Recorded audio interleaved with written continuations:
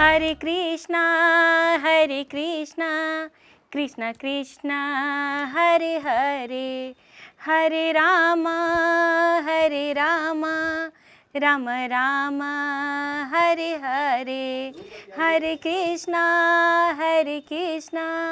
कृष्णा कृष्णा हरे हरे, हरे राम माँ, आज बड़ी भजन गा रहे, क्या बात है? आज कुछ है क्या? नहीं बेटी, रात को बहुत बुरा सपना देख ली थी, इसलिए डर लग रहा था।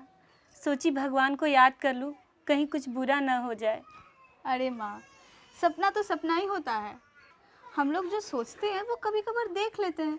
तुम खामखा परेशान हो रही हो।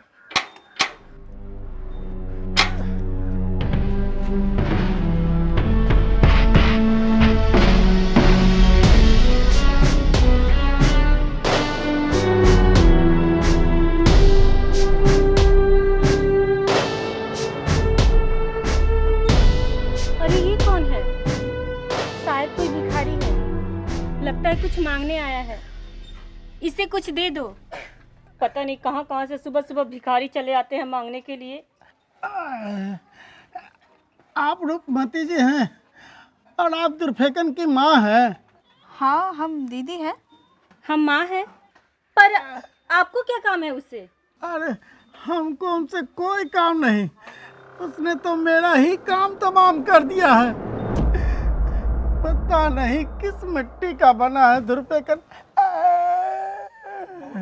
इतना मारा आए, पूरे बदन में दर्द उठ गया है। बहुत मारा है, मार मार के पूरे बदन में दर्द, जोड़ जोड़ में दर्द का है। बात ही नहीं सुनता है किसी का। पर ऐसा काहे किया धुरफेकन? जरूर आप उसे कुछ गंदा मजाक किए होंगे।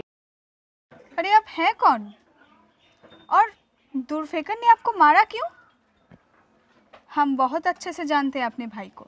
देखिए, इतना भी भरोसा मत कीजिए, बस गांव का गुंडा बनता है वो। एक बार पहले भी हमसे उलझा था, पर हमने आपको खबर नहीं किया। हम कोई कमजोर थोड़ी ना है। सब बात आप लोग दरवाजे पर कर लेंगे क्या?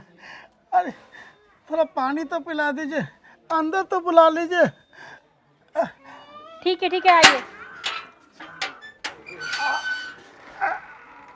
अरे बाप रे, बैठिए।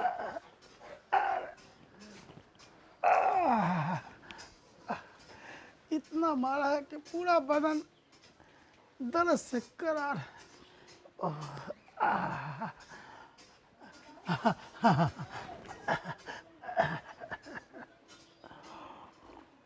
अरे आप यहाँ भी आ गए?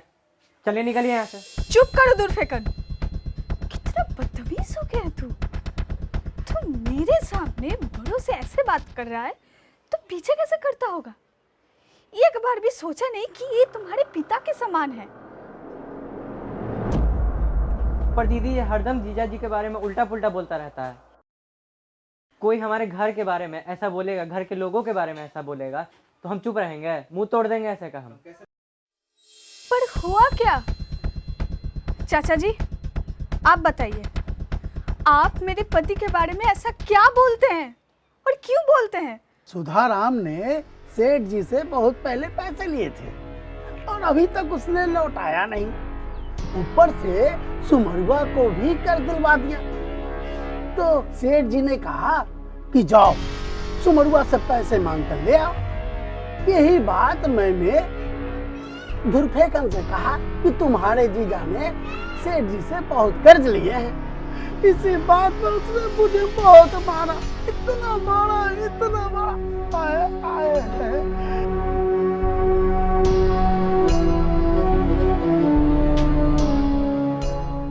चाचा जी, दुर्फेकन की तरफ से हम आपसे माफी मांगते हैं। आप घर जाइए, आपका पैसा बहुत जल्द मिल जाएगा।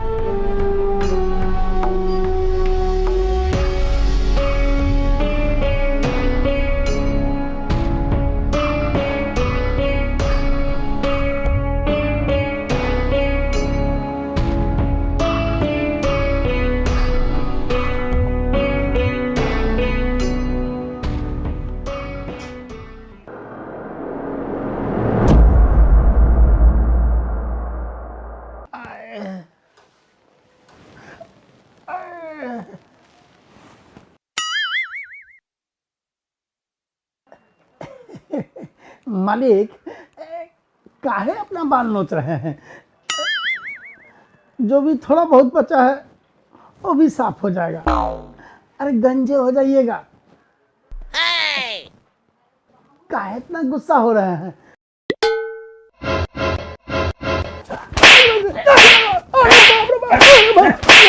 एक तो इज्जत का फलूदा बना दिया और ऊपर से तू हमारी बेइज्जती कर रहा है। नहीं मालिक, हम चाहते तो उसको ही मार सकते थे मालिक, लेकिन आपको देख के छोड़ दिया मालिक।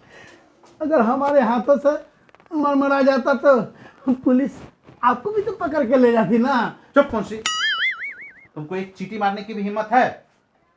देखो मुंशी, दूरफेका ने तुमको मारा, तुम समझो। हमको जब होगा तो हम उससे बात कर लेंगे। मुंशी जी ऐसा कीजिए, जी मालिक। कल उसके घर चलिए, हम उससे बात करते हैं। अरे उसके घर जाने की काहे बात करते हैं मालिक? अरे उसके घर में सब शेर है और धुरपेकन की माँ वो तो महाने है। मालिक ऐसा काहे नहीं करते हैं कि कल धुरपेकन को यहीं बुला लेते हैं, है ना?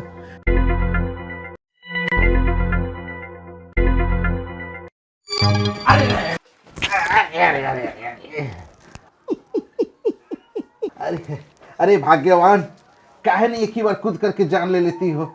मार डाला रही है, पता नहीं क्या होगा हमारा। बोलो क्या है थी यहाँ? बोलो। अरे ये साड़ी लेना था, वही आपको दिखाने लेके आ रहे थे। अरे मैं ऐसे ही परेशान हूँ। तो इतना गुस्सा क्यों रहे हैं? जाओ जाओ जाओ, उधर देखो देखो, 200 में देखो, जाओ।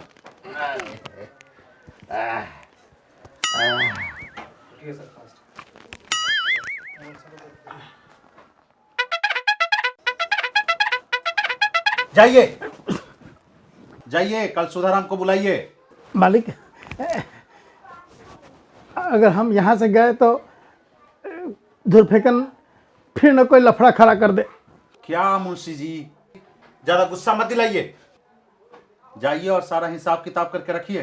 जाइए। जी मालिक। लगता है कुछ न कुछ हिसाब करना ही होगा, सारा हिसाब करना पड़ेगा। जाइए। जी मालिक।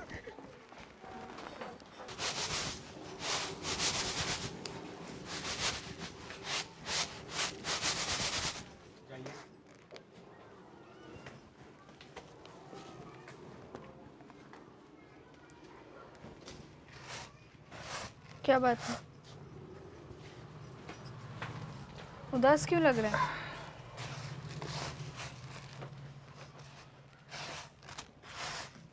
रास्ते में आ रहे थे तो मुंशी मिला, कह रहा था सेठ जी अपने घर पे बुलाए हैं कुछ हिसाब किताब करने के लिए। हमको समझ में नहीं आ रहा है, पूरे पैसे अगर वो मांगेंगे तो हम कहाँ से देंगे? अच्छा, ये बात है। ठीक है, इस प्रॉब्लम को हम देख लेते हैं, आप टेंशन मत करिए। पर रूपमती वो बहुत बदमाश आदमी है, तुम क्या उससे बात करेगी? मेरा नाम रूपमती है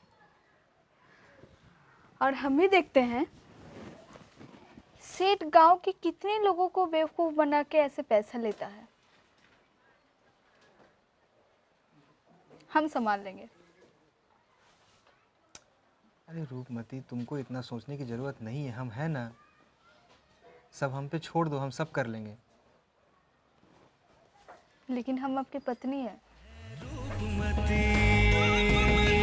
आप पे अगर कोई चीज आता है हम कैसे छोड़ दें?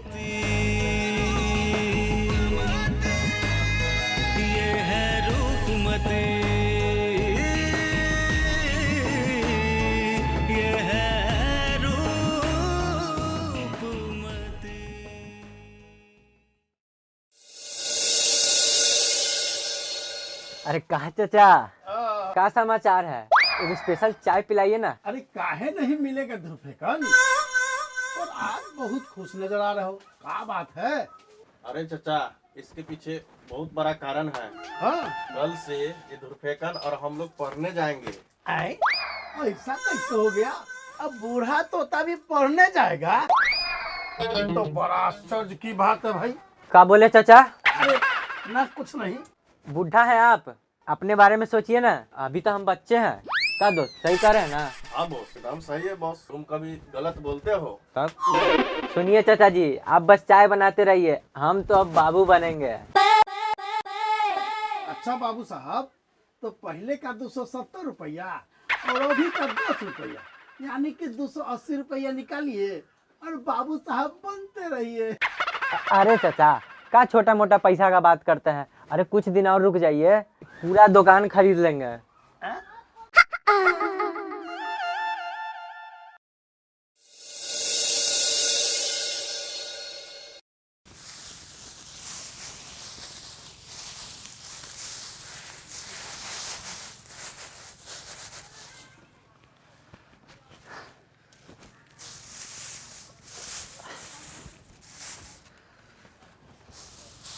यार सुधाराम, हाँ। आज ऐसा लग रहा है जैसे एक नया दिन निकल आया हो।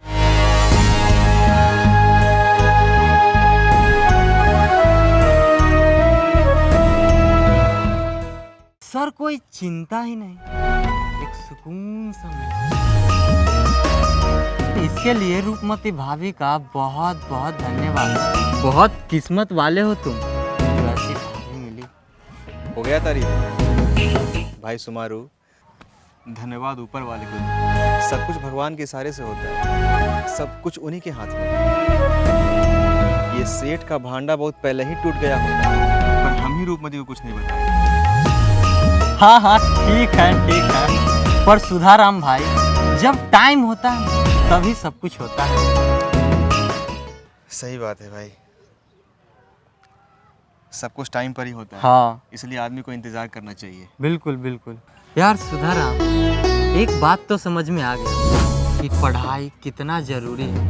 अगर आज हम अपनी पत्नी और बेटी को पढ़ाया होता तो कितना अच्छा होता। पर अब से सबको पढ़ाएंगे और हम भी पढ़ेंगे। ठीक है भाई, अब ऐसे ही गप में टाइम काटेगा कि काम भी करेगा। अरे हाँ, चलो, हाँ, काम हाँ, करो।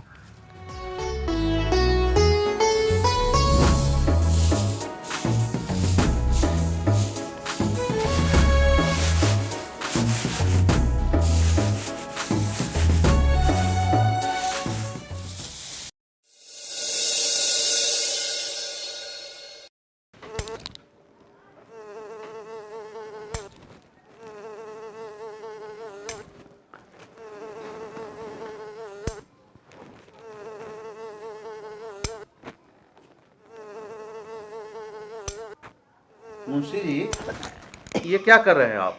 मक्खी मार रहे हैं? मालिक, अब आपको भी काम सीख लेना चाहिए, क्योंकि अब इस गांव में हम लोग को यही करना पड़ेगा। शुभ शुभ बोलिए मुंशी जी, जब देखिए तब आप सिर्फ मनहूस बातें करते रहते। अरे ऐसा कौन सा पहाड़ टूट गया? मनहूस हम नहीं बोलते हैं मालिक, मनहूस तो टाइम आने वाला है। गांव के लोग वो रूपमती अधूरफेंकना के सूर में सूर मिला रहे हैं। लगभग पूरा गांव अब पढ़ने की बात कर रहा है मालिक। अगर ऐसा सही में सब कुछ हो गया तो समझिए कि हम लोगों को यहाँ से बोरिया बस्तर बांधकर भागना पड़ेगा मालिक।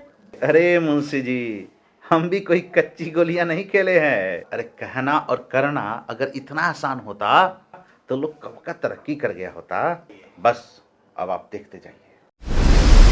जब पेट नहीं भरता ना मुंशी जी, तो दिमाग भी सही से काम नहीं करता है। बस हम जैसा कहते हैं ना, वैसा आप करते जाइए, बाकी सब देखा जाएगा। जी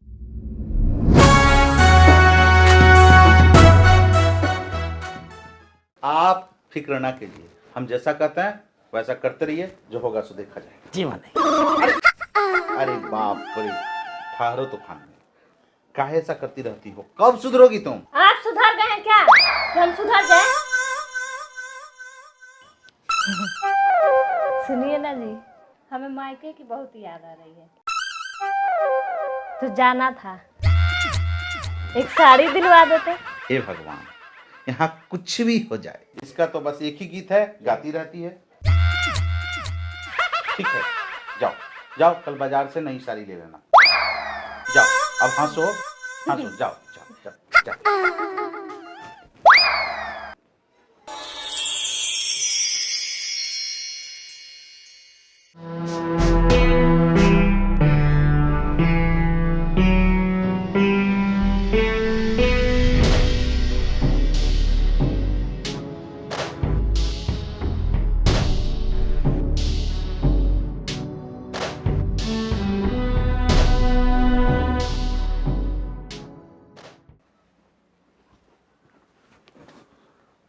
लो पानी पी लो।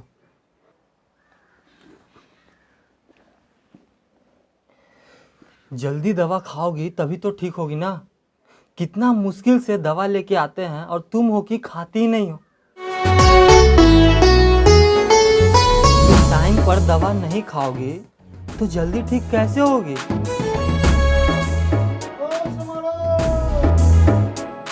अरे कहाँ हो भाई?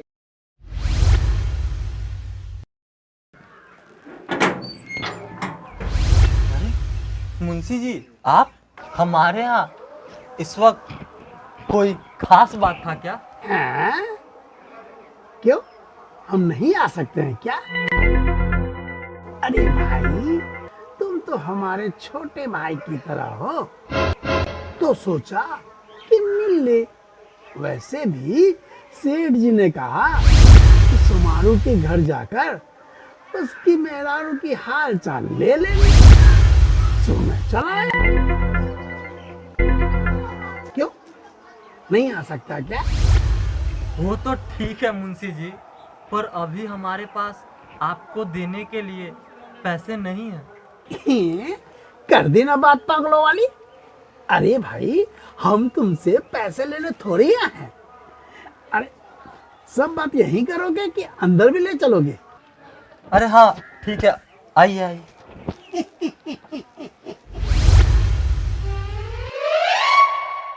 आइए आइए आइए आइए।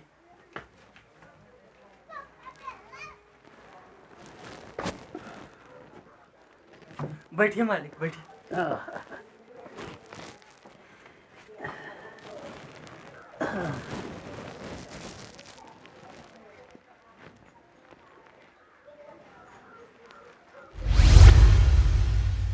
ये लो, पकड़ पकड़, लो लो लो।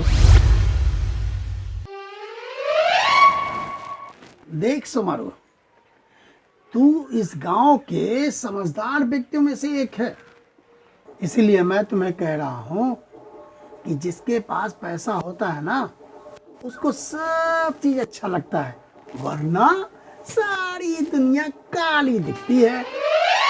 भाई, तू एक समझदार व्यक्ति है, इसलिए तू अपनी सूझबूझ से काम ले और पैसे कमाने की सोच। समझ रहे हैं मालिक, आप जो कहना चाह रहे हैं ना, सब समझ रहे हैं। नहीं, कुछ नहीं समझता तू। देख सुमारू, सेठ जी दुश्मन नहीं है किसी के, सबको अपना परिवार जैसा ही मानते हैं, तभी तो सभी को पहले से मदद करते आए हैं। और तू जिस चक्कर में पड़ा है ना, उससे भूख नहीं मिटेगा। भाई देख, जितना समझाना था समझा दिया, बाकी तू आराम से हमारी बातों को याद करना, ठीक है? तो हम चलते हैं। राम राम। रुकिए रुकिए मुंशी जी, ये पैसा लेते जाइए और सेठ जी को दे दीजिएगा, वरना सेठ जी इस पे भी ब्याज जोड़ देंगे। अरे भाई, हम तुमसे कहाँ पैसा वापस लेने की बात कर रहे हैं? सेठ जी ने कहा है कि ये पैसा सुमारू की पत्नी के इलाज के लिए हम उसको दान में दे रहे हैं। रखो रखो इसको, इस पर कोई ब्याज नहीं ले रहे हैं, ठीक है? ठीक है, चलते हैं।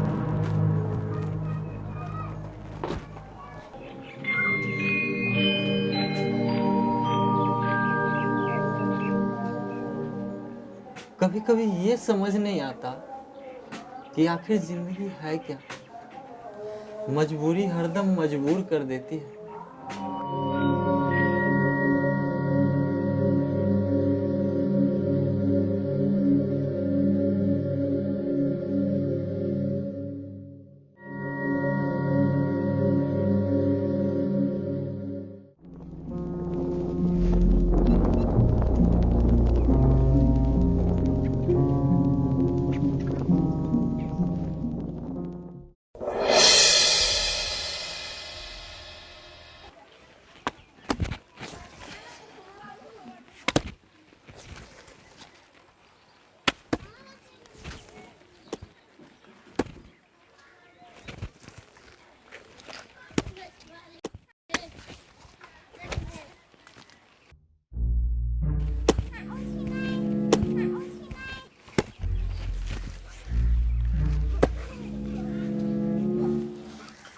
यार सुमारू, तू कुछ आज बोल क्यों नहीं रहा है भाई? क्या बात है?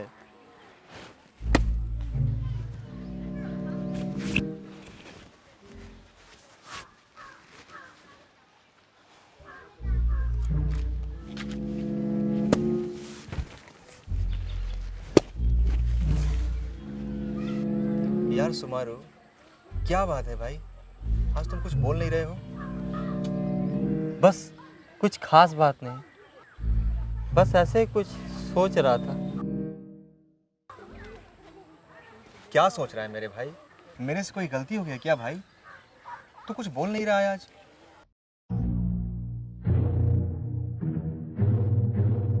बोल भाई। कल मुंशी जी आए थे कुछ पैसे लेके।